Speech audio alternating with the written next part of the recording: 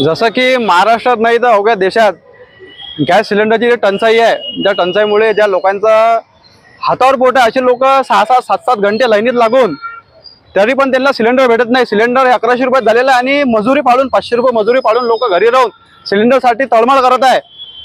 शासनाने शहरासाठी 45 दिवस आणि ग्रामीणसाठी काहीतरी 48 दिवस असा काहीतरी कालावधी दिलेला सिलेंडरचा। ज्या लोकांकडे सिलेंडर एकच असेल त्यांना काय करायचं? आणि एकीकडे सरकार म्हणते की बा सिलेंडरचा साठा भरपूर आहे आणि हे रांगा काय काम होत नाही आहे। ह्या रांगामुळे एका जणाचा बळी गेला आणि मोठे म्हणजे वयस्कर लोक बी आज रांगेत उभे दिसत आहे। शासनाने याच्यावर काहीतरी निर्णय करून लोकांना दिलासा द्यावा याच्याकरिता आज संभाजी ब्रिगेडच्या वतीने जसे आमचे आदरणीय नरेंद्रजी मोदी यांनी सांगितलं होतं की बा गटरमधून गॅस निघते, तर आम्ही प्रयत्न करून पाहिला गटरमधून गॅस काढायचा, कारण की लोकांना त्याचा काहीतरी उपयोग होईल, पण असं काही झालं नाही। त्याचं माझं म्हणणं आहे की हे जुमले दिल्यापेक्षा तुम्ही याच्यावर काहीतरी करा आणि सिलेंडर लोकांपर्यंत पोहोचले पाहिजे, याच्यावर काम करा, हे विनंती।